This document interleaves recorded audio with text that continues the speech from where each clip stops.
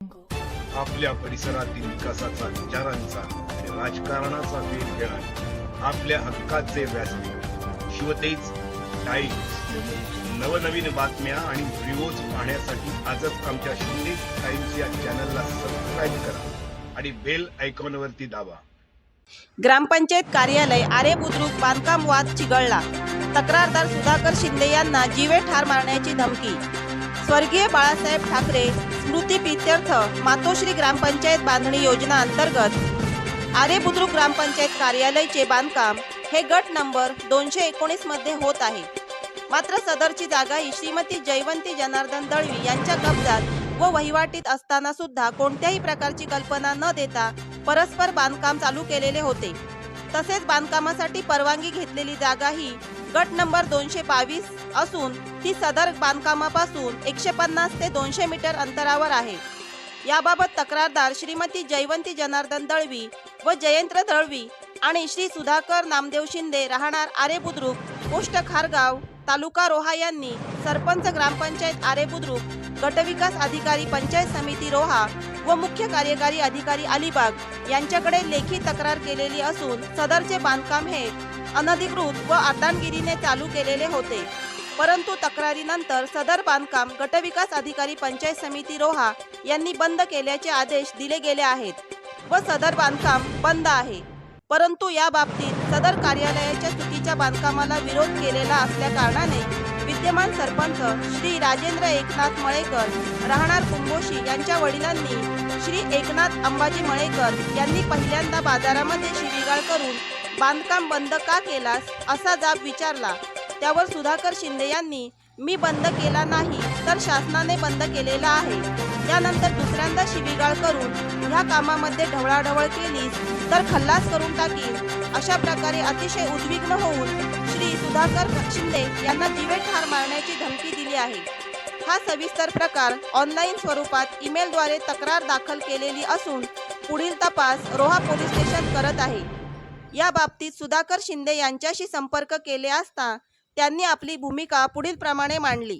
आरे बुद्रुक ग्रामपंचायतीच्या बांधकामाबाबत आपण आक्षेप जो घेतलेला आहे तो काय आहे आणि आपल्याला धमकी कोणत्या स्वरूपात मिळालेली आहे? अच्छा, हा मी सुधाकर नामदेव शिंदे, आरे बुद्रुक ग्रामपंचायतीचा माजी सरपंच. या ठिकाणी बाळासाहेब मातोश्री ग्राम शौचालयाचं सचिवालयाचं काम आमदार महेंद्र शेठ दलवी यांच्या माध्यमातून तो मंजूर 2023मध्ये झाला. त्या ठिकाणी प्रस्ताव वगैरे मी पाठवल्यानंतर 2 ऑगस्ट 23मध्ये मला पत्र आला की थोडीशी प्रस्तावामध्ये त्रुटी आहे, ती भरून काढा व दुरुस्ती करून पाठवा प्रस्ताव. दुर्दैवाने सप्टेंबरमध्ये ग्रामपंचायतीची निवडणूक लागली. ग्रामपंचायत निवडणूक लागल्यानंतर तो काम प्रस्तावाचा स्तब्ध झाला. त्या ठिकाणी निवडून सरपंच राजेंद्र एकनाथ मळेकर ह्याची नेमणूक झाली आणि त्यांनी कुठल्याही प्रकारचं कागदोपत्री शाहीनिशा जागेची न करता त्यांनी घाई गडबडीत का जाणून बुजून त्यांनी नोटरी शेतकऱ्यांची केली 222 गट नंबर. 222 गट नंबरला नोटरी करून तो प्रस्ताव त्यांनी जिल्हा परिषदला पाठवला आणि जिल्हा परिषदेने ताबडतोब त्याला कामाची प्रशासकीय मान्यता त्यांनी दिली. दिल्यानंतर मला समजलं तर मी जो ठेकेदार टेंडर टाकायला निघाला त्या ठेकेदाराला मी भेटलो. बाबा तू टेंडर टाकतेस पण ज्या ठिकाणी काम होतं आहे ते टेंडरचं टाकतेस पण ते पेपर जरा चुकीचं आहेत, मला वाटते तू त्याच्यातमध्ये रिस्क घेऊ नको. त्यांनी कुठल्याही प्रकारचं चौकशी न करताना त्यांनी देखील तो प्रोसिजर पूर्ण केली. नंतर त्यांनी काम सुरुवात केली. काम केल्यानंतर मी त्याला म्हटलं बाबा तू ज्या ठिकाणी नोटरी केलीस त्या ठिकाणी काम तू चालू कर. त्यांनी कुठल्याही प्रकारचं त्याला न जुमानताना माझ्या ह्याच्या झाला. तर त्यांनी मला सांगितलं, गाववाल्याने सरपंचांनी मला सांगितलं इथंच आम्ही बांधणार असं त्यांनी सरळ ठोकून सांगितलं. तर बोल गाववाले कोण, त्यांची नावं मला सांग. बरोबर, उद्या तू अडचणी येणार आहे, ते झटकून मोकळे होतील. तर बोला आणि माझं बघ ऐकून घे, दुसरी गोष्ट का ज्या ठिकाणी तू बांधतेस यशोमती अंबाजी दळवी ही बाई मयत आहे आणि तिचं वारस, तिच्या दिराची मुलं, ते सुनी एक आहे. तर त्या सुनानी आणि मुलाही ऑब्जेक्शन घेतला. ते लोक माझ्याकडे आले, मला बोलले सरपंच तुम्ही ग्रामपंचायतीचं काम चालू केलात. अरे बोलो भाई मी नाही केला आहे. बोला कुणी केला, ते सरपंचाला विचारलं. तर त्यांनी ठेकेदारांना तिथं गेले तर त्यांनाही फाट्यावर मारली. त्यांना कुठल्याही प्रकारची किंमत म्हणजे त्यांना न जुमानताना काम चालूच केला.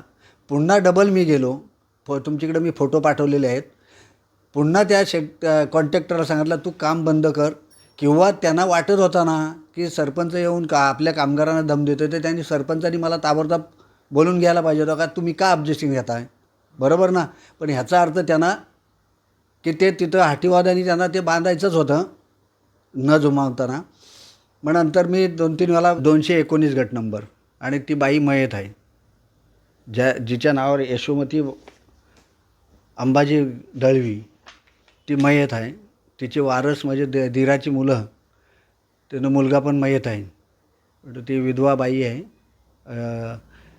अंजनी जयवंती जनार्दन दळवी, जयेंद्र जनार्दन दळवी आणि मच्छिंद्र जयेंद्र दळवी यांच्या ताबे कब्जात ती जागा. आणि सरपंचानी ज्यांची नोटरी केलेली आहे ते शेतकरी वेगळे मारुती गंगाराम दळवी, परशुराम गंगाराम दळवी आणि तुलसा नथराम शिंगरे अशी ती नावं आहेत.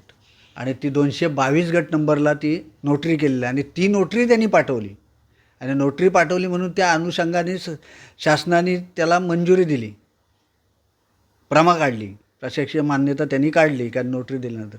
पण प्रथमदर्शनी त्यांनी तिथं न बांधकाम करताना काम एका विधवा बाईच्या जागेवरती त्यांनी बांधकाम सुरुवात केली. आणि म्हणून तिथं माझा ऑब्जेक्शन, तुम्ही नोटरी केली तिथं बांधायचं ना, काय प्रॉब्लेम नव्हता. तुम्ही नोटरी दाखवता एकीकडं आणि त्या बांधकाम करता एकीकडं, ह्याला ऑब्जेक्शन. आणि त्या शेतकऱ्यांचं ऑब्जेक्शन आहे, ज्यांच्या आधिपत्याखाली ती आहे जमीन, त्या लोकांचं ऑब्जेक्शन आहे, त्याही अर्ज केलेला आहे त्याच्यावरती. आणि म्हणून तिथं मला हे म्हणजे तक्रारीचा ह्या लोकांनी भाग पाडलं.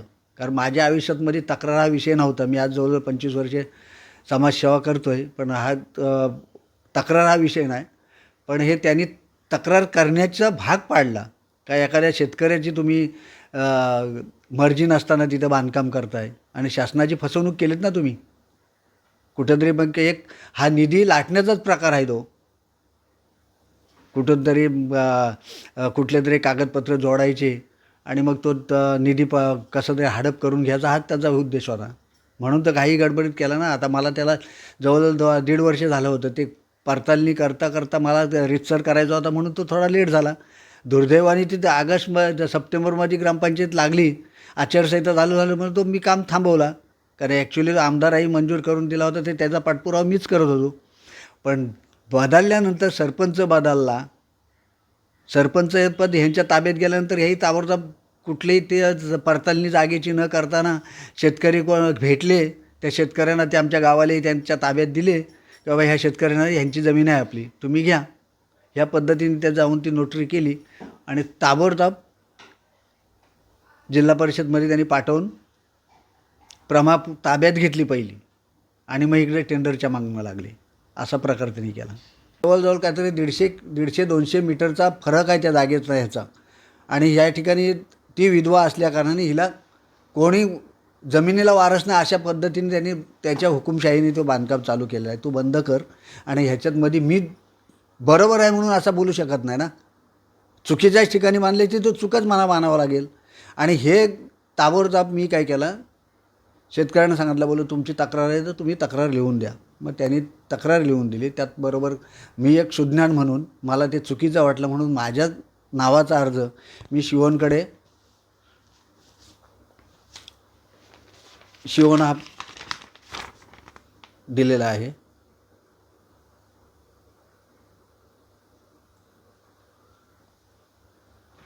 शिवही ताबडतोब खाली इकडं पंचायत समितीला काय गडबड आहे म्हणजे काय चुकीचं आहे ते करावं. तर पंचायत समितीने BDO ताबडतोब तो काम बंद पाडण्याचं पत्र आलेलं आहे. तो हा पत्र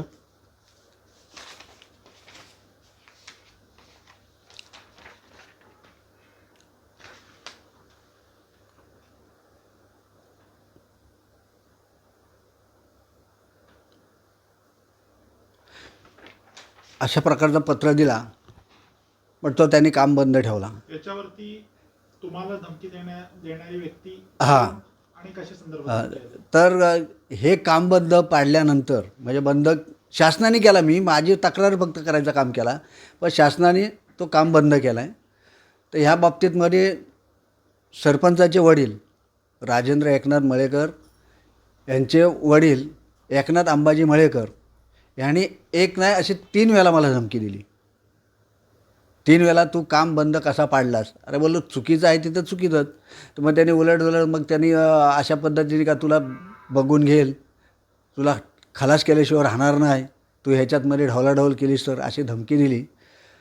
तर मग विचार केला मी की बोललो ह्यांचं हे वाढतच जाणार आहे. मग मी पोलीस स्टेशनला ईमेलद्वारे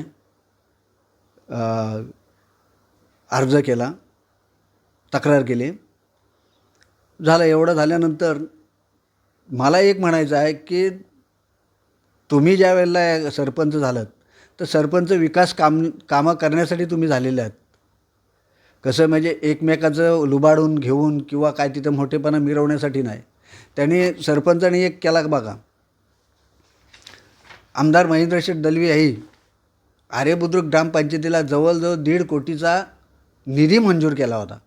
ह्याच्या अगोदर ह्या सरपंचाच्या अगोदर एक आदिवासी महिला हिरा मधुकर ढुमणे म्हणून आदिवासी ह्याच्या अगोदरची 23च्या अगोदरची आदिवासी महिला होती. त्या महिलेनी आमदारही तदर्थ मान्यताची पत्र आल्या ती 8-10 दिवसांमध्ये प्रस्ताव ताबडतोब करून द्यायची.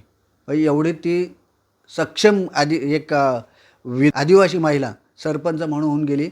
आणि माझीकडे ती यादी आहे. आरेबुद्रुक स्मशान दुरुस्ती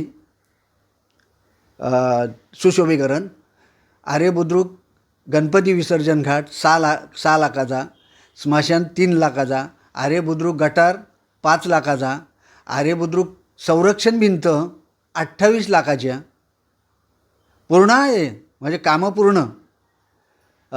कुंभोशी गावदेव सुशोभीकरण 12 लाख, कुंभोशी अंतर्गत रस्ते 2 कॉन्क्रीट आणि डांबरीकरण 10 लाख आणि 5 लाख असे 15, एकूण जवळजवळ कुंभोशीला 30-35 लाखाची कामं.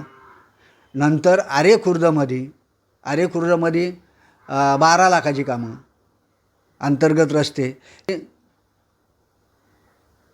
एक सरपंच म्हणून तिने जे कर्तव्य तिचं बजावलं ते एक अभिमानास्पद मानावं लागेल. आणि हे सरपंच सुशिक्षित चांगले म्हणजे क्वालिफिकेशन झालेली व्यक्ती, आणि त्या व्यक्तीला ठीक आहे आमचा पराजय झाला, आम्ही तो मान्य केला, पण तुम्हाला ज्या ठिकाणी बसवलेले आहेत ते हेवे दावे किंवा शासनाचा निधी आलेला आहे, तो निधी तुम्ही जर वेळेवर दाखले प्रस्ताव न दिल्या कारणाने तो परत गेला. बघा आमदारही जे दिलेले आहेत कामं,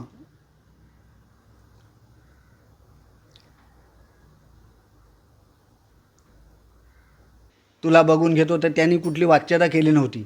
परंतु दुसऱ्यांदा ज्यावेळेला दम दिला त्यावेळेला त्यांनी ग्रामपंचायतीचा विषय काढला. म्हणून माझा ऑब्जेक्शन आहे का ही ग्रामपंचायत स्वतःची मालकीची समजून ते अशा पद्धतीने वागतायत. आणि ह्यापुढं माझ्या जीविताला काय धोका झाला तर ह्याला जबाबदार ही व्यक्ती आहे, सरपंच आणि सरपंचाचे वडील आणि कोण त्याला साथीदार असतील ते त्यात असू शकतील.